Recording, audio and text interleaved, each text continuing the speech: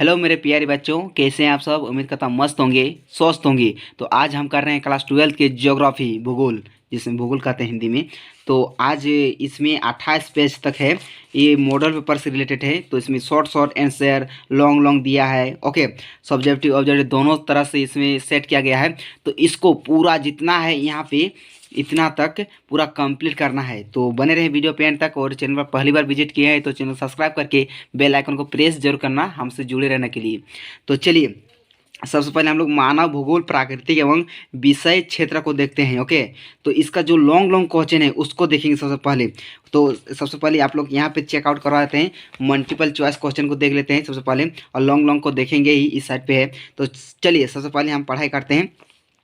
Geography मतलब कि जायोग्राफी, मतलब जो ज्योग्राफी है, भूगोल भूगोल भूगोल यहाँ पे। तो ज्योग्राफी और भूगोल, तो जयोग्राफी मतलब जयो और उसके बाद ग्राफी। इस शब्द किसने गढ़ा है, मतलब किसने इसको किया है। तो किसने किया है यहाँ पे चेक करो, इसमें है एक का, इसमें एक का कितना होगा, ग आंसर हो जाएगा। तो ये कहाँ पे लिखा हुआ है, तो इसने, इसका है। ओके, जयोग्राफी शब्द।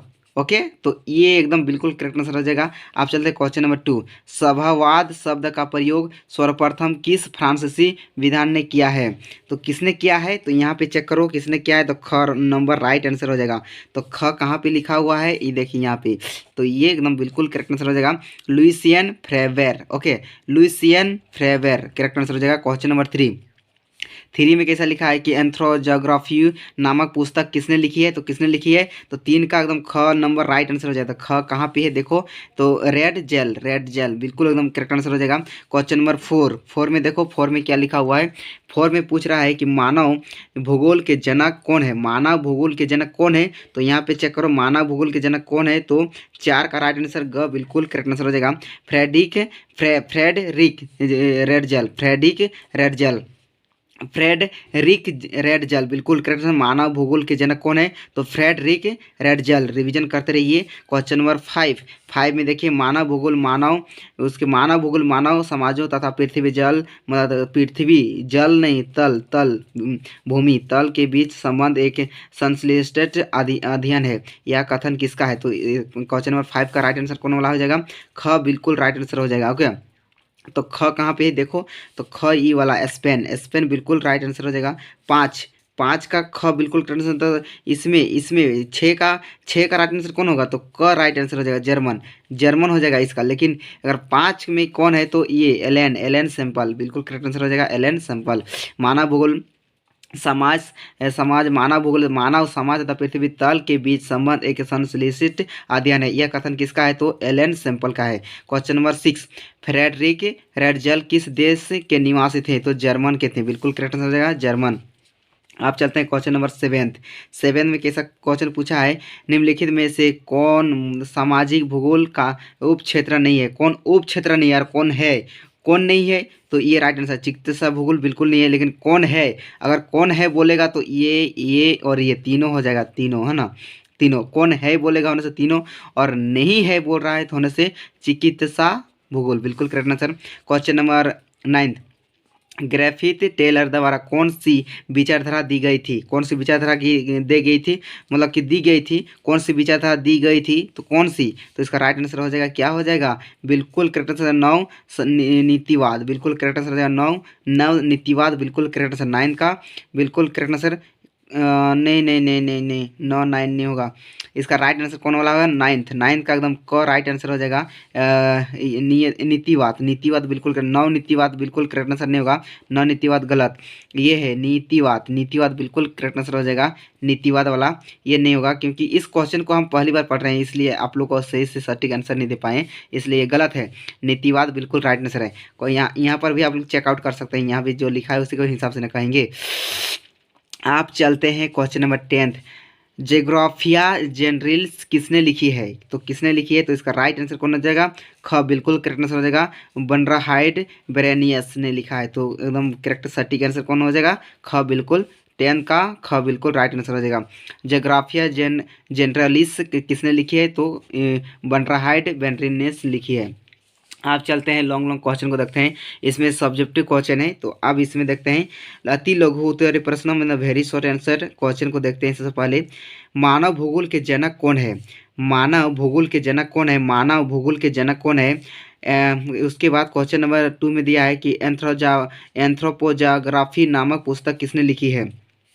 क्वेश्चन नंबर 3 लोगों और पर्यावरण के बीच अनियोगी क्रिया का महत्वपूर्ण कारक क्या है? क्या है एक महत्वपूर्ण कारक? क्वेश्चन नंबर 4 आधुनिक मानव भूगोल के जनक कौन है? क्वेश्चन नंबर 5 हम्बोल्ट द्वारा लिखित पुस्तक का नाम क्या है? तो क्या है? क्वेश्चन नंबर 1 का राइट आंसर हो जाएगा क्या? फेडरिक रेडजल अगर पूछेगा मानव भूगोल के जनक कौन है तो फेडरिक रेडजल मानव भूगोल के जनक कौन है? अगर ऐसा पूछेगा तो फेडरिक जनरल। और ये वाला क्वेश्चन पूछेगा कि एंथ्रोपोजोग्राफी नामक पुस्तक किसने लिखी है? तो रेडजल ने लिखा है। कौन? तो रेडजल। अगर क्वेश्चन नंबर 3 ऐसा पूछेगा लोगों और पर्यावरण के बीच अनियोजकीय का महत्वपूर्ण कारक क्या है? तो प्रौद्योगिकी। ठीक, प्रौद्योगिकी राइट आंसर हो जाएगा। आप चलते हैं क्वेश्चन नंबर 5 क्वेश्चन नंबर 4 में अगर पूछेगा कि आधुनिक मानव भूगोल के जनक कौन है? आधुनिक मानव भूगोल के जनक कौन है? तो फ्रेडरिक रेडजल। ओके, 4 ये भी मतलब मानव भूगोल के जनक कौन है? तो फ्रेडरिक रेडजल। और आधुनिक मानव भूगोल के जनक कौन है? तो वो भी फ्रेडरिक जल ही होगा, मतलब फ्रेडरिक रेडजल ही होगा। ओके, आप चलते हैं क्वेश्चन नंबर 5 हम्बोल्ट द्वारा लिखित जो लिखा है उस पुस्तक का नाम क्या है? तो Cosmas. Okay, Cosmas right answer हो जाएगा। क्वेश्चन नंबर हम लोग को चलते हैं। अब चलते हैं 1 की ओर। लघु उत्तरीय मतलब शॉर्ट आंसर टाइप को देखेंगे, क्वेश्चन को देखेंगे। ओके, क्वेश्चन नंबर 1 मानव भूगोल को परिभाषित कीजिए। परिभाषित करना है, मानव भूगोल को परिभाषित कीजिए। तो रेडजल लिखना है। सबसे पहले इसको अंडरलाइन कर ले, ऐसा ऐसा ब्रैकेट लगा देना। रेड जल उसको डैश लगा देना है। रेड जल के अनुसार मानव भूगोल का दृष्टि सर्वश्रेष्ठ वातावरण से संबंधित है जो भौतिक और दशाओं का योग होते हैं। सॉरी गाइस, हम यहाँ पे भूगोल बोल दिए तो भौतिक है। भौतिक क्योंकि इसमें मोबाइल को भी देखना पड़ता है, इस जिससे भी शूट हो रहा है उसको भी देखना पड़ता है और इसको भी, तो दोनों में इसमें आप लोग समझ ही सकते हैं, दर्पण है ना, एक तरह से बोल सकते हैं। तो इसमें देखने से अलग दिखता है और अपना नज़र से देखेंगे तो उसमें अलग दिखता है, मतलब कि बुक में देखेंगे तो अलग और फोन में देखेंगे तो अलग दिखता है। इसलिए हम बुक को देख कर ही बता रहे हैं। तो इसमें क्या भौतिक और दशाओं का योग होते हैं। तो इसका राइट आंसर कैसा होगा? अगर बोलेगा कि मानव भूगोल को परिभाषित कीजिए तो ऐसा लिखना है रेडजल के अनुसार मानव भूगोल के दृष्टि मतलब देखने के लिए दृष्टि सर्वत्र वातावरण से संबद्ध है जो भौतिक दशाओं का योग है। बिल्कुल राइट आंसर। क्वेश्चन नंबर इसको देखते हैं KLAN के लिए। तो के उसके बाद लिखना है मतलब ब्रैकेट इसमें लगा देना ऐसा ऐसा पॉइंट वाइज। ओके, ऐसा ऐसा ब्रैकेट क्वेश्चन मार्क नहीं लगाना है। ओके, उसके बाद आपको यहाँ पे लिखना है KLAN के अनुसार मानव भूगोल क्रियाशील मानव तथा अस्थिर पृथ्वी के परिवर्तनशील संबंधों का अध्ययन है। बिल्कुल हो गया। इसमें इसको भी अंडरलाइन कर देना है। आप चलते ऐसा ऐसा अंडरलाइन ऐसा करते जाना। उसके बाद ब्लास में लिखना है के शब्दों में मानव भूगोल पृथ्वी और मानव के मध्य के अंतर संबंधों के विषय के एक नए संकल्पन प्रस्तुत करता है। इस संकल्पन से हमारे पृथ्वी पर क्या होता है? नियंत्रण करने के लिए करने वाले भौतिक नियमों के विषय में और उस पर निवास करने वाले जीवनधारियों के संबंधों के बारे में अधिक विश्लेषणात्मक ज्ञान प्राप्त करता है।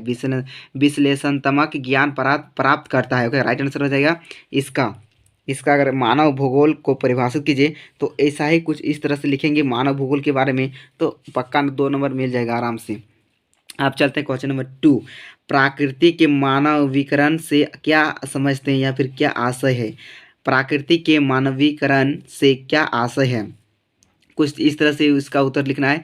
समय के साथ साथ लोग अपने पर्यावरण तथा प्राकृतिक बालों को भली भांति समझने लगते हैं। क्या करते हैं? भली भांति समझने लगते हैं वे अधिक सक्षम प्रौद्योगिकी का विकास कर अपना समाज और सांस्कृतिक विकास भी करते हैं। आधुनिक मानव इस सक्षम प्रौद्योगिकी के बल पर पर्यावरण से विभिन्न संसाधनों का मनमाने ढंग से उपयोग करता है तथा संसाधनों के उपयोग में प्रौद्योगिकी ने ही अनेक संभावनाओं को जन्म दिया है। मानव भूतल के अधिकांश भागों पर सांस्कृतिक भूदृष्टियों का निर्माण कर वहाँ अपनी छाप छोड़ता चला जाता है। इस प्रकार प्रकृति पर मानवीय प्रयास की छाप पड़ते जाने से धीरे धीरे प्रकृति का मानवीकरण हो जाता है। इस संबंध में भूगोलवेत्ताओं ने दो संकल्पों और संभाववाद वो नवनिच्छवाद का प्रतिपादन किया है। और एक बार इसको पढ़ लेंगे, होने से रिवीजन हो जाएगा आराम से।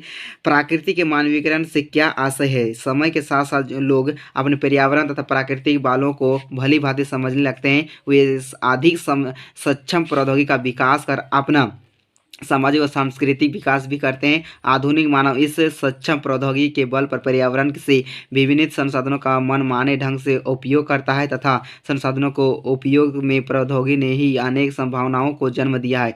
मानव भूगोल के अधिकांश भागों पर सांस्कृतिक भूदृष्टिकोण का निर्माण कर वह अपनी छाप छोड़ता चला जाता है। इस प्रकार प्रकृति पर मानवीय उसके बाद प्रयासों के छाप पड़ने लग जाने से धीरे धीरे प्रकृति का मानवीकरण हो जाता है। इस संदर्भ में भूगोलवेत्ताओं ने इस संकल्पों और संभावना ये ऐसा ब्रैकेट डालना है, नवनिच्छवाद का प्रतिपादन किया है। करेक्ट आंसर हो गया। आप चलते हैं क्वेश्चन नंबर 3 की ओर। 3 में पूछा है कि स्पष्ट कीजिए कि मानव भूगोल क्रियाशील मानव तथा अस्थिर पृथ्वी के परिवर्तनशील। क्वेश्चन नंबर 3 में कुछ इस तरह से पूछा है कि स्पष्ट कीजिए कि मानव भूगोल क्रियाशील मानव तथा अस्थिर पृथ्वी के परिवर्तनशील संबंधों का अध्ययन दें। करेक्ट आंसर अध्ययन है। क्या अध्ययन है? क्वेश्चन कुछ इस तरह से लिखना है। मानव सदैव क्रियाशील रहता है तथा अपने वातावरण के साथ अपने प्रतिपल क्रिया करता है। अस्थिर पृथ्वी का आशय यहाँ पृथ्वी के प्राकृतिक वातावरण है और प्राचीन काल से वातावरण समय तथा मानव और प्राकृतिक वातावरण अस्थिर पृथ्वी के संबंध सदैव परिवर्तनशील रहे हैं। इन परिवर्तनशील संबंधों में मानव द्वारा अपने ज्ञान के बल पर अर्जित किए गए तकनीकी विकास की महत्वपूर्ण भूमिका है। यह तकनीकी विकास का ही प्रतिफल है कि आज के मानव को अपने परिजनों की तुलना में अपने प्राकृतिक वातावरण का सामंजस्य स्थापित करने में परीक्षाकृत कम संघर्ष करना पड़ता है। जरूरी नहीं है कि यही आप लोग को लिखना है, सिर्फ समझना है कि ऐसा क्या बोल रहा है। जरूरी नहीं कि जो लिखा हुआ है वैसा ही लिखेंगे। यहाँ बोल रहा है क्या कि स्पष्ट कीजिए कि मानव भूगोल, तो मानव भूगोल के बारे में लिख देना है। क्लियर। उसके बाद चूंकि मानव भूगोल में मानव के अपने प्राकृतिक वातावरण के साथ संबंधों का अध्ययन किया जाता है, अतः अमेरिका भूगोलवेत्ता एलिन चर्चिल सैंपल का यह कथन पूर्णतया सत्य है कि मानव भूगोल क्रियाशील मानव तथा अस्थिर पृथ्वी के परिवर्तनशील संबंधों का है। बिल्कुल राइट आंसर हो जाएगा। आप चलते हैं, आप लॉन्ग क्वेश्चन को देखते हैं। ओके, क्वेश्चन नंबर 1, मानव भूगोल के विषय क्षेत्र पर एक टिप्पणी लिखिए। अगर बोलेगा मानव भूगोल के बारे में, इसी के विषय पर, मानव भूगोल के विषय पर एक टिप्पणी आप लोग को लिखना है, जो कि कम से कम 300 शब्दों में लिखना है, ज़्यादा। ओके, तो कैसा लिखेंगे? मानव भूगोल के कार्य। मानव भूगोल के कार्य क्षेत्र या विशेष क्षेत्र के मुख्य रूप से 3 पहलू सम्मिलित होते हैं। प्राकृतिक वातावरण का तत्व। प्राकृतिक वातावरण के अंतर्गत 2 तत्वों का समावेश होता है। जड़ तत्व। जड़ तत्व में स्थलांतरित जलाशयों, उसके बाद है जलवायु, मिट्टी तथा खनिज संपदा सम्मिलित है। उसके बाद चेतन, पॉइंट वाच लिखना है, एक पॉइंट दे लेना है, इसके बाद लिखना है चेतन तत्व। चेतन तत्व में क्या होता है? चेतन तत्व में प्राकृतिक वातावरण की जैविक दशाएं सम्मिलित है, जिनमें क्या क्या है? प्राकृतिक है, वनस्पति है, जंतु है, जीव जंतु है, क्या क्या है? जीव और जंतु है एवं पशु पक्षी सम्मिलित है पृथ्वी पर। ओके, अब चलते हैं। उकंद उड़ व चेतन तत्वों के अध्ययन के बिना मानव के क्रियाकलापों को नहीं समझा जा सकता। प्राकृतिक वातावरण के इन तत्वों का का मानवीय क्रियाकलापों पर किस प्रकार का प्रभाव पड़ता है, यह मानव भूगोल के अध्ययन क्षेत्र में सम्मिलित किया जाता है। राइट आंसर हो गया। आप चलते हैं पॉइंट वाइज 2 पे। सांस्कृतिक वातावरण के तत्व। सांस्कृतिक वातावरण के तत्व। सांस्कृतिक वातावरण का जन्म मानव तथा प्राकृतिक वातावरण की क्रियाओं प्रतिक्रियाओं के फलस्वरूप होता है। इसके निर्माण में जहाँ एक ओर प्राकृतिक तत्व का हाथ हो रहता है, वहीं दूसरी ओर मानव के सामूहिक शक्ति का भी योगदान है। प्रो PW ब्रायन के अनुसार सांस्कृतिक वातावरण मानवीय क्रियाओं तथा भौतिक वातावरण के परस्पर संबंधों को अभिव्यक्ति होता है। सांस्कृतिक वातावरण के तत्वों को 3 पक्षों में क्या करना है, विभाजित किया जाता है। 3 पक्षों में क्या किया जाता है, विभाजित किया जाता है। आप लिखना है पॉइंट 1, पॉइंट 2, पॉइंट 3 हो गया। अब इसमें कैसा यहाँ क्या क्या ये 3 पक्षों में विभाजित किया जाता है। अब क्या क्या किया जाता है, विनाश रूप। उसके बाद इसमें मानव द्वारा निर्मित खेत, खान पान, मकान तथा व्यवसायों स्थल आदि सम्मिलित है। ओके, क्या क्या है, विनाश में रूप में इसमें मानव द्वारा निर्मित क्या क्या खेत है, खान मकान तथा व्यावसायिक स्थल आदि सम्मिलित है। करेक्ट आंसर हो गया। आप चलते हैं पॉइंट वाइज 2 पे। चल रूप क्या है, इसमें मानव द्वारा निर्मित यातायात के विभिन्न साधन सम्मिलित किए गए हैं। मतलब जो हम लोग बस ये सब किसके द्वारा, चल रूप में मानव ने ही तो निर्मित किया है। ओके, आप चलते हैं क्वेश्चन नंबर पॉइंट वाच में 3 पे। क्रिया रूप में इसमें विभिन्न मानवीय व्यवसाय तथा कृषि, आखेट, पशुचारण, शिक्षा, आकार, सरकार ये सरकार है, स्वास्थ्य, उद्योग, व्यापार, धर्म तथा विज्ञान आदि सांस्कृतिक तत्व को सम्मिलित किया गया है।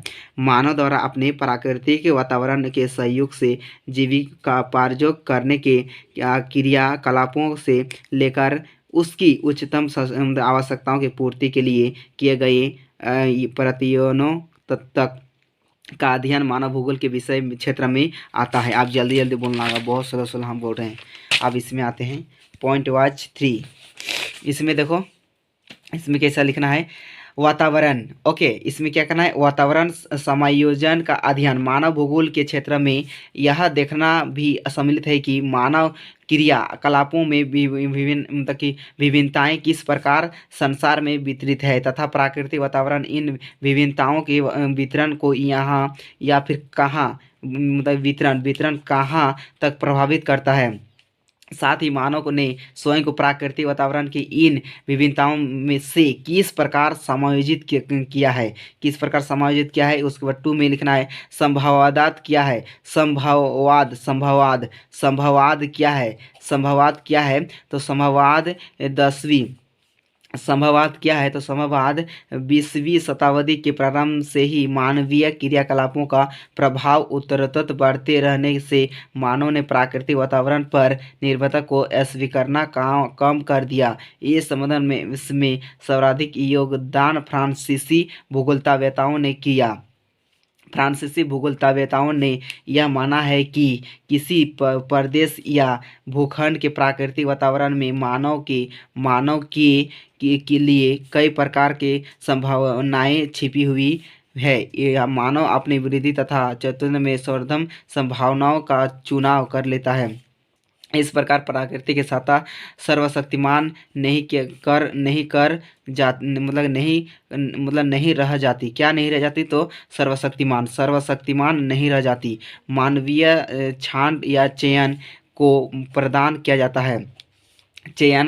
महत्व प्रदान किया जाता है। संभववादी विचारधारा के विकास में निश्चयवादी विचारधारा का कट्टरपन तथा पृथ्वी के कुछ भागों पर मानव की वैज्ञानिक प्रगति को प्रमुख रूप से उत्तरदायी माना जाता है। जिस प्रकार निश्चयवादी विचारधारा के उसके बाद समर्थकों ने प्राकृतिक वातावरण की सार्वभौमिक सत्ता को महत्व प्रदान किया, उसी प्रकार संभववादी विचारधारा की समर्थकों ने मानवीय क्रियाकलापों तथा मानव द्वारा विकसित सांस्कृतिक भूदृष्टि को महत्व प्रदान किया।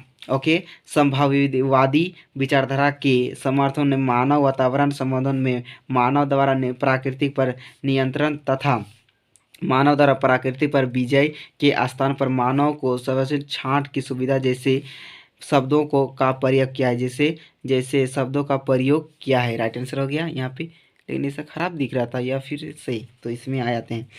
आप आते हैं इसमें, इसमें चेक करते हैं यहाँ से ना, संभववाद की विचारधारा का सर्वप्रथम प्रतिपादन फ्रांसीसी इतिहासकार कौन है? इतिहासकार लुसियन फ्रेवेर ने अपने पुस्तक ज्योग्राफिकल इंटरप्रिटेशन टू हिस्ट्री में सन 1925 में किया। बाद में ब्रूस डिमांजिया जैसे फ्रांसीसी भूगोलवेत्ताओं एवं ईसा बोमेन तथा कार्ले सवार जैसे अमेरिकन विद्वानों उसने इस विचारधारा को विकसित किया। फ्रेवेर के अनुसार कहीं कोई निवार्यता उसके बाद नहीं है और सर्वत्र संभावनाएं है तथा मानव इस संभावनाओं का स्वामी होने के नाते इनके उपयोग का निर्णयकर्ता होता है। करेक्ट आंसर हो गया बिल्कुल। अब चलते हैं पार्ट 2 पे, विश्व की जनसंख्या वितरण घनात्मक तथा वृद्धि। इसमें कैसा कैसा क्वेश्चन पूछा जाता है, अब इसको भी देख लेते हैं थोड़ा बहुत। विश्व में सर्वाधिक जनसंख्या केंद्र कौन है भाई? राइट आंसर बताइए जल्दी से। मैदान में कौन? तो मैदान में। विश्व में सबसे अधिक जनसंख्या वाला महाद्वीप कौन है? तो इसका भी राइट कौन हो जाएगा? एशिया, बिल्कुल राइट आंसर। विश्व में सबसे अधिक जनसंख्या वाला महाद्वीप कौन है? तो एशिया। क्वेश्चन नंबर 3, जनसंख्या वितरण को प्रभावित करने वाले कारकों में सबसे महत्वपूर्ण कारक कौन सा है? भाई? क्वेश्चन नंबर 3 का राइट आंसर कौन होगा? बिल्कुल करेक्ट आंसर ये हो जाएगा जलवायु। क्वेश्चन नंबर 4 में कैसा पूछा है कि अमेजन नदी बेसिन में किस तरह की जनसंख्या पाई जाती है? किस प्रकार की जनसंख्या पाई जाती है?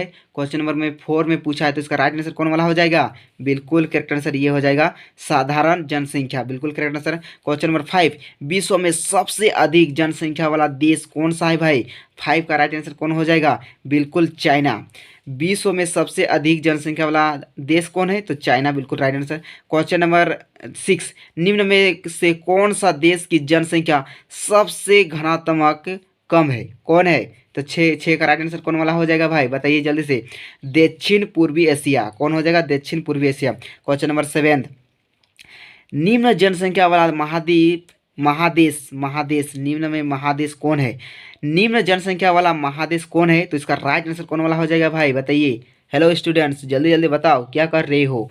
7 का राइट आंसर कौन वाला हो जाएगा? तो इसका बिल्कुल करेक्ट आंसर हो जाएगा आपका, बहुत ही इंपॉर्टेंट क्वेश्चन है, तो इसका राइट आंसर हो जाएगा आपका ओशिनिया, बिल्कुल करेक्ट आंसर हो जाएगा। 7 का ख बिल्कुल राइट आंसर हो जाएगा, ख ओशिनिया, है ना, बिल्कुल राइट आंसर हो जाएगा। आप चलते हैं क्वेश्चन नंबर यहाँ पे 8 पे पूछा है। 8 में कैसा पूछा है कि सबसे अधिक जनसंख्या वाला महाद्वीप कौन सा है? तो सबसे अधिक महाद्वीप कौन सा है? तो इसका राइट आंसर 8 का कौन वाला हो जाएगा? तो 8 का राइट आंसर वाला हो जाएगा आपका एशिया, बिल्कुल करेक्ट आंसर एशिया हो जाएगा। उसके बाद क्वेश्चन नंबर 9, किस महाद्वीप में सर्वाधिक जनसंख्या घनत्व पाया जाता है? कौन वाला हो जाएगा भाई? Right answer. तो इसका राइट आंसर आपका हो जाएगा 9 का ए, जावा, बिल्कुल। किस द्वीप में सर्वाधिक जनसंख्या घनत्व पाया जाता है? तो जावा, बिल्कुल राइट आंसर हो जाएगा। क्वेश्चन नंबर 10 में कैसा है? निम्नलिखित में से जनसंख्या वितरण को प्रभावित करने वाला कारक कौन सा है? तो इसका राइट आंसर कौन वाला हो जाएगा? 10 का एकदम सटीक आंसर क्या हो जाएगा आपका? इनमें से सभी, क्योंकि इनमें से सभी कैसे होगा? तो जलवायु करेक्ट, उसके बाद मृदा, जल के उपलब्धता तीनों है, तो इनमें से सभी बिल्कुल करेक्ट आंसर हो जाएगा। निम्नलिखित में से जनसंख्या वितरण को प्रभावित करने वाले कारक कौन से हैं? तो मृदा है, जलवायु है, जल के उपलब्धता है, बिल्कुल राइट आंसर हो जाएगा। ओके, आप चलते हैं क्वेश्चन नंबर हम लोग के सब्जेक्टिव की ओर चलते हैं। उसमें वेरी शॉर्ट में देखेंगे कैसा कैसा पूछा गया है। सर्वाधिक जनसंख्या किस महाद्वीप की है? सर्वाधिक जनसंख्या किस महाद्वीप की है? तो किस महाद्वीप की है? तो एशिया महाद्वीप, बिल्कुल राइट आंसर। किस महाद्वीप में जनसंख्या वृद्धि की दर सर्वाधिक है? किस देश की है? तो अफ्रीका की है, यहाँ पे सटीक लिखा हुआ है। जनसंख्या वितरण को प्रभावित करने वाले किसी एक भौगोलिक कारक का नाम बताइए, कौन है? तो इसका जल की उपलब्धता, कौन है? जल की उपलब्धता। आप चलते हैं क्वेश्चन नंबर 4 की ओर। 4 में पूछा किस द्वीप में सर्वाधिक जनसंख्या वाला घनत्व पाया जाता है। कौन है? तो जावा। जावा राइट आंसर हो जाएगा। किस द्वीप में सर्वाधिक जनसंख्या घनत्व पाया जाता है? तो Java right answer. Question number 5, निम्न जनसंख्या वाला महादेश या फिर महाद्वीप, देश बोलो या फिर महाद्वीप, कौन है? तो कौन है? तो ओशनिया, बिल्कुल राइट आंसर हो जाएगा ओशनिया। ओशनिया बिल्कुल करेक्ट आंसर। जनसंख्या वाला महादेश, तो जनसंख्या ओशनिया बिल्कुल राइट आंसर हो जाएगा। आप चलते हैं शॉर्ट आंसर की ओर चलते हैं। क्वेश्चन नंबर 1 ने पूछा है जनसंख्या घनत्व से क्या आशय है? जनसंख्या घनत्व और प्रति वर्ग किसी किलोमीटर प्रति वर्ग किलोमीटर क्षेत्रफल में निवास कर रहे व्यक्तियों की संख्या को प्रदिश कर सर्दी में पा गया है यार, बहुत गजब से प्रदर्शित करता है। जनसंख्या को प्रदर्शित करता है, और दूसरे शब्दों में जनसंख्या घनत्व मानव और भूमि का एक अनुपात है। अतः किसी प्रदेश के क्षेत्र तथा जनसंख्या में जो पारस्परिक यहाँ पे चेक करो, पारस्परिक है ना, पारस्परिक से अनुपात होता है, उस जनसंख्या घनत्व कहा जाता है। किसी प्रदेश की जनसंख्या घनत्व इस तत्व को प्रदर्शित करता है कि उस प्रदेश में उपलब्ध साधनों का उपभोग कितने व्यक्तियों द्वारा किया जा रहा है। अर्थात व्यक्तियों की जनसंख्या प्रदेश की जन साधनों के उपभोग का स्तर निर्धारित है। करेक्ट आंसर हो गया। तो आप चलते हैं क्वेश्चन नंबर 2 की ओर। जनसंख्या वृद्धि की परिभाषा दीजिए। जनसंख्या वृद्धि की परिभाषा दीजिए, किस प्रकार देंगे? किसी दिए गए समय में जनसंख्या के आकार में परिवर्तन को जनसंख्या वृद्धि कहा जाता है। जनसंख्या की यह वृद्धि धनात्मक एवं ऋणात्मक दोनों में ही हो सकती है। कुछ विकसित राष्ट्रों को छोड़कर विश्व के सभी राष्ट्रों में जनसंख्या की वृद्धि में सकारात्मक या धनात्मक प्रवृत्ति मिलती है। विश्व जनसंख्या में धनात्मक वृद्धि की प्रवर्तित एक अस्थायी स्थिति है। जनसंख्या में घनात्मक वृद्धि सदैव के लिए नहीं हो सकती, क्योंकि भूसतह पर स्थान सीमित है, उसको बढ़ाया नहीं जा सकता। एकदम राइट आंसर हो जाएगा। आप चलते हैं क्वेश्चन नंबर 3 को। 3 में कैसा पूछा है? 3 में पूछा है कि जनसंख्या प्रवास से आप क्या समझते हैं? जनसंख्या प्रवास से आप क्या समझते हैं? तो यहाँ कैसे लिखना है? किसी व्यक्ति या व्यक्तियों के समूह द्वारा अपने विकास का अस्थायी परिवर्तन प्रवास कहलाता है। प्रवास करने वाले लोगों के उद्गम स्थल पर जनसंख्या आकार में कमी आ जाती है। क्या आ जाती है? जनसंख्या में आकार में कमी आ जाती है, जबकि गंतव्य स्थल पर जनसंख्या आकार में बढ़ोतरी होती है। तो जनसंख्या के बारे में लिखना है। जनसंख्या प्रवास से आप क्या समझते हैं? तो किसी व्यक्ति या व्यक्तियों जनसंख्या प्रवास से आप क्या समझते हैं? तो किसी व्यक्ति या व्यक्तियों के समूह द्वारा अपने निवास का अस्थायी परिवर्तन या प्रवास कहलाता है। प्रवास करने वाले लोगों के उद्गम स्थल पर जनसंख्या आकार में कमी आती है, जबकि गंतव्य स्थल पर जनसंख्या आकार में बढ़ोतरी होती है। ओह माय गॉड, गजब। आप चलते हैं लॉन्ग क्वेश्चन की ओर। लॉन्ग क्वेश्चन में कैसा पूछा है कि विश्व की जनसंख्या के वितरण एवं घनत्वों को प्रभावित करने वाले भौगोलिक कारकों की व्याख्या कीजिए।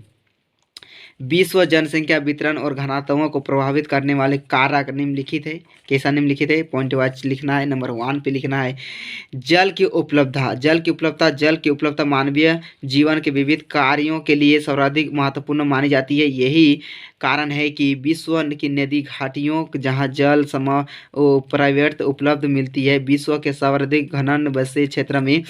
ओके, करेक्ट आंसर लें। समझ में तो नहीं आया?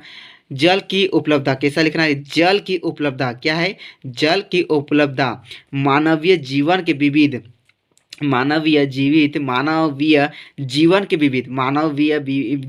विविध और कार्य के लिए सर्वाधिक महत्वपूर्ण मानी जाती है। अच्छा, यही कारण है कि विश्व की नदी या फिर घाटियों जहाँ जल पर्याप्त उपलब्ध मिलती है, विश्व के सर्वाधिक घनन बसे क्षेत्र है। ओके, पॉइंट वाच 1 हो गया। पॉइंट वाच 2, भू आकृति विश्व के समतल मैदानी भागे और सामान्यतः घनन बसें मिलती है, क्योंकि यह क्षेत्र कृषि, फसलों के उद्गम, सड़क निर्माण तथा उद्योगों के स्थापन यहाँ निर्माण हो गया, निर्माण तथा उद्योगों की स्थापना के लिए अनुकूल दशाएं रखते हैं, जबकि पहाड़ी तथा परिवर्तित क्षेत्र इस दृष्टि से अधिक उपयुक्त नहीं है। जलवायु, आप चलते हैं जलवायु मृदु जलवायु दशाएं करने वाले क्षेत्र जिनमें अधिक मौसमीय परिवर्तन नहीं होती है, सघन रूप से वैसे मिलते हैं, जबकि अति ठंडे, अति गर्म मरुस्थलीय क्षेत्र, अधिक वर्षा या विषम जलवायु रखने वाले क्षेत्रों में बहुत कम जनसंख्या मिलती है। ओके, आप चलते हैं पॉइंट वाच 3। यहाँ पे 3 हो गया ना, यहाँ पे 3 हो गया। आप चलते हैं 4। मृदाई के बारे में लिखना है, मृदा के बारे में लिख देना है। ओके, कृषि की दृष्टि से उपजाऊ मिट्टियों वाले क्षेत्र अधिक जनसंख्या को आकर्षित करते हैं, जबकि कम उपजाऊ मिट्टी करने वाले क्षेत्रों में विरल जनसंख्या मिलती है। क्या मिलती है? विरल जनसंख्या मिलती है। जहाँ खेती नहीं किया जाता है वहाँ विरल जनसंख्या मिलती है, यहाँ पे लिखा हुआ है।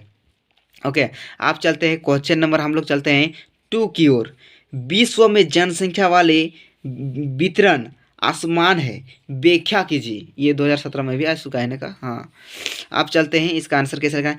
विश्व में जनसंख्या घनत्व का वितरण जनसंख्या घनत्व की दृष्टि से विश्व को निम्न स्पष्ट भागों में बांटा जा सकता है।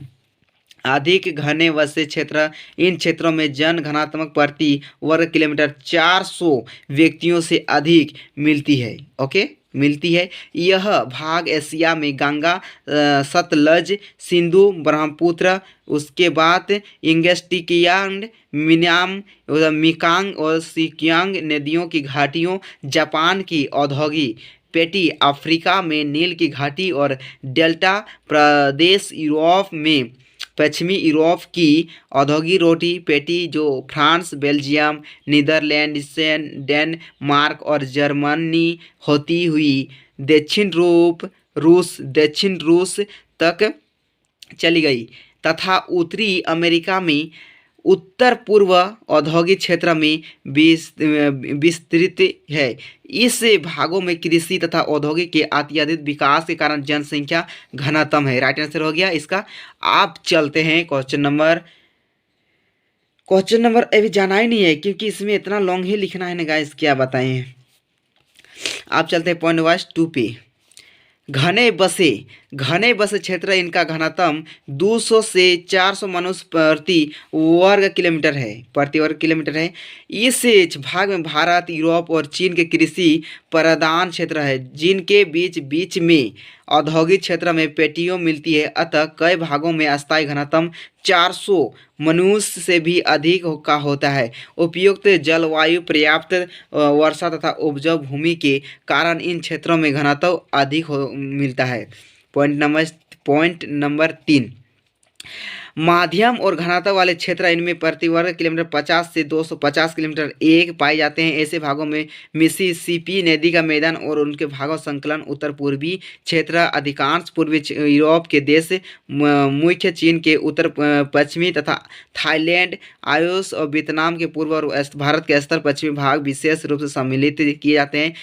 इनमें वर्षा की मात्रा कम होने की पर सिंचाई की जाती है और उपयुक्त क्षेत्रों में कृषि की जाती है। पॉइंट नंबर आप चलते हैं 4। कम घनत्व वाले क्षेत्र में इनका प्रति वर्ग किलोमीटर 5 से 50 का होता है। जिनमें क्षेत्र में घास मैदान पाए जाते हैं वहाँ पशुपालन अथवा क्या होता है, उपयुक्त अवस्थाओं में सिंचाई के सारे कृषि की जाती है। किसके सारे अवस्थाओं में सिंचाई के सारे कृषि की जाती है? एशिया और अमेरिका के वितरित घास के मैदानी और प्रदेश इसी प्रकार है। करेक्ट। आप चलते हैं पॉइंट वाच 5।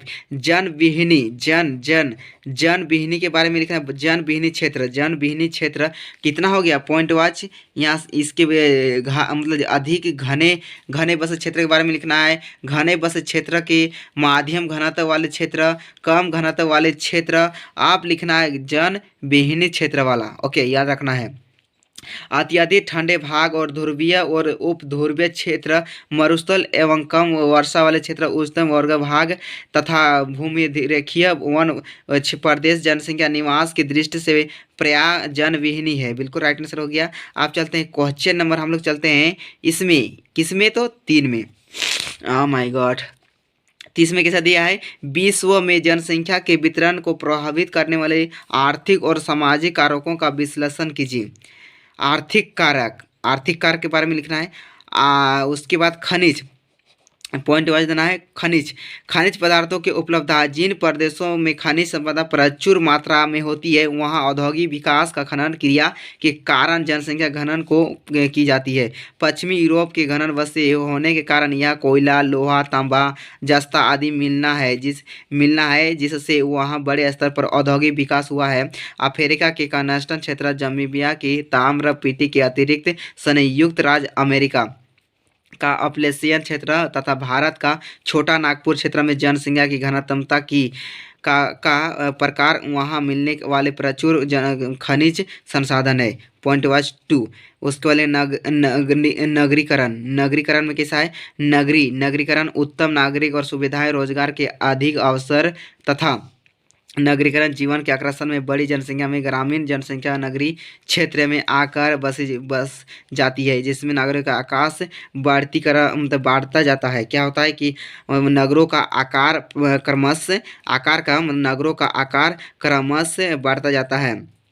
करेक्ट आंसर, विश्व के समस्त मतलब कि महानगरों में प्रति बड़ी जनसंख्या में निवासी लोग आकर बस जाते हैं। क्या निवासी आकर लोग बस जाते हैं। आप चलते हैं औद्योगिकरण। ओके, औद्योगिकरण क्षेत्र में बड़ी संख्या में रोजगार के अवसर पर सृजित होते हैं और जिस कारण यहाँ क्षेत्र में घनत्व वाले क्षेत्र हो जाते हैं। मतलब कि उद्योगों से केवल औद्योगिक श्रमिक को ही रोजगार नहीं मिलता, वरन इनमें बड़ी संख्या में ड्राइवर, दुकानदार, डॉक्टर, शिक्षक, बैंक का कर्मी तथा अन्य सेवाएं उपलब्ध कराने वाले लोगों को भी रोजगार प्राप्त होता है। आप चलते हैं इसमें सामाजिक एवं सांस्कृतिक कारक, धार्मिक तथा सांस्कृतिक महत्व करने वाले क्षेत्र सघन बसे होते हैं, जबकि सामाजिक व राजनीतिक अशांति करने वाले क्षेत्र में जनसंख्या घनत्व विरल हो जाता है। वस्तुएं प्राचीन और परंपराएं, धार्मिक तथा आस्था तथा भाषा आदि जनसंख्या के केंद्रीयन तथा बिखराव को प्रभावित करता है। राइट आंसर हो गया। आप चलते हैं ऑब्जेक्टिव क्वेश्चन की ओर। यहाँ पे दिया हुआ है किसका ऑब्जेक्टिव क्वेश्चन, किसका तो जनसंख्या संगठन की है। ओके, और part 3। Okay, objective question. Oh my God, निम्न में से कौन सा आयु वर्ग नहीं है। क्वेश्चन नंबर 1, निम्न में से कौन सा वर्ग आयु नहीं है, निम्न में से कौन सा आयु वर्ग नहीं है, कौन सा नहीं है, तो इसका राइट आंसर हो जाएगा 70। कोई होता है क्या, नहीं ना, 70 वर्ष से अधिक, ये क्या नहीं है तो आयु वर्ग नहीं है। बिल्कुल राइट आंसर। क्वेश्चन नंबर 2 में पूछा है, 2 में कैसा पूछा है, 2 में पूछ रहा है कि विश्व में सबसे अधिक नगरीकृत देश कौन है, तो इसका राइट आंसर कौन हो जाएगा, ये बिल्कुल करेक्ट आंसर हो जाएगा great Britain right answer. Question number 3, 100% 100% शहरी जनसंख्या वाले देश का नाम बताइए। उस देश का नाम क्या है पूछ रहा है क्वेश्चन नंबर 3 में, तो उस देश का नाम है सिंगापुर। राइट आंसर हो गया सिंगापुर। 3 का सिंगापुर राइट आंसर हो जाएगा। क्वेश्चन नंबर, आप चलते हैं हम 4 की ओर। 4 में पूछ रहा है कि विश्व की जनसंख्या में औसत लिंगानुपात कैसा है, तो इसका राइट आंसर कैसा हो जाएगा, 4 का बिल्कुल करेक्ट आंसर हो जाएगा, मतलब कि 10 नहीं तो 1000 हो जाएगा, तो 990 बिल्कुल करेक्ट आंसर हो जाएगा। ओके, आप चलते हैं क्वेश्चन नंबर 5 में पूछ रहा है कि निम्न में से किस देश में न्यूनतम जन्म दर पाई जाती है, तो इसका राइट आंसर कौन वाला हो जाएगा, इसका राइट आंसर बिल्कुल करेक्ट आंसर हो जाएगा इसका इसमें ना 5 का राइट आंसर कौन वाला हो जाएगा, इसका राइट आंसर हो जाएगा अमेरिका। बिल्कुल करेक्ट आंसर हो जाएगा अमेरिका। आप चलते हैं क्वेश्चन नंबर 6 में पूछा है कि वर्तमान में विश्व में नगरीय ग्रामीण जनसंख्या का प्रतिशत या अनुपात है कितना है, तो इसका राइट आंसर कितना हो जाएगा, इसका राइट आंसर हो जाएगा 6 का एकदम ख किधर गया, तो यहाँ पे है ख, तो इसका राइट आंसर हो जाएगा 54 और 46, बिल्कुल करेक्ट आंसर हो जाएगा। क्वेश्चन नंबर 7, निम्न में से कौन जानिकीय संक्रमण की प्रथम अवस्था है? प्रथम अवस्था कौन है? तो इसका राइट आंसर 7 का राइट आंसर कौन वाला हो जाएगा? इधर देखो यहाँ पे देखो उच्च दर वाला एकदम राइट आंसर हो जाएगा उच्च दर। इसमें उच्च दर, उच्च जन्म दर एवं निम्न मृत्यु दर, ये एकदम करेक्ट आंसर हो जाएगा। आप चलते हैं क्वेश्चन नंबर 8 की ओर। 8 में पूछा है कि कैसा पूछा है, ग्रामीण जनसंख्या किस प्रकार के व्यवसाय में संलग्न होती है? तो इसका राइट आंसर 8 का राइट आंसर कौन वाला हो जाएगा? कृषि, बिल्कुल करेक्ट आंसर हो जाएगा कृषि, बिल्कुल राइट आंसर हो गया। आप चलते हैं क्वेश्चन नंबर 9 में पूछ रहा है कि भारत में किसी बस्ती को शहर कहलाने के लिए कम से कम कितनी जनसंख्या होनी चाहिए? शहर में किसी भी बस्ती को शहर कहने के लिए कितना लोग होना चाहिए कम से कम? तो 9 का एकदम राइट आंसर कितना हो जाएगा आपका? इतना एक एक मतलब कि कितना है, वन मतलब कि 1000 और इधर 10,000 हो गया, 10,000 बिल्कुल राइट आंसर। तो 9 का ये बिल्कुल राइट आंसर हो जाएगा। ओके, आप चलते हैं क्वेश्चन नंबर 10 यहाँ पे। टेंथ में कैसा पूछा है, विश्व में जो निम्नलिखित में से किस देश के न्यूनतम लिंगानुपात है? तो इसका राइट आंसर कितना कौन हो जाएगा? तो इसका राइट आंसर हो जाएगा यहाँ पे चेक करो, यहाँ ई वाला बिल्कुल राइट आंसर हो जाएगा। लेकिन ये वाला कैसे होगा? इराक ना पूछ रहा है, तो इराक गलत ना होगा रे, इराक गलत होगा, इराक नहीं होगा। इसका राइट आंसर इसका 10 का इसमें क्या, विश्व में निम्नलिखित में से किस देश का न्यूनतम लिंगानुपात है? लिंगानुपात कितना है? तो सऊदी अरब ना होगा, बिल्कुल राइट आंसर सऊदी अरब होगा यार, सऊदी अरब। तो सऊदी अरब एकदम राइट आंसर होगा। तो गाइस ये वीडियो ना बहुत लॉन्ग बन गया है, इसलिए इस वीडियो को यहीं पे समाप्त करते हैं। आई होप आज का वीडियो पसंद आए तो प्लीज़ लाइक करना, और चैनल पर पहली बार विजिट किए हैं तो चैनल सब्सक्राइब करके, और आप लोग अच्छा तरह से एग्जाम लिखना यार, और हम भी लिखेंगे, टेंशन मत लो। उसका दूसरा वीडियो में हम इसको कवर करेंगे, पूरा चैप्टर कवर कर देंगे, क्योंकि बहुत मिनट का वीडियो बन गया और आप लोग इतना मिनट का वीडियो देखना चाहते हो नहीं हो, क्योंकि कौन देखेगा इतना लॉन्ग वीडियो को, और टाइम वेस्ट आप लोग का तो नहीं होता है, तब भी आप लोग नहीं देखते हो यार। क्योंकि पढ़ाई है, अगर सीखोगे देखोगे तो सीखोगे, तो उसमें मेरा कोई फ़ायदा नहीं है, देखोगे तब भी और नहीं देखोगे तब भी। देखोगे तो आप लोग को फ़ायदा होगा, मेरा क्या कुछ भी फ़ायदा नहीं है।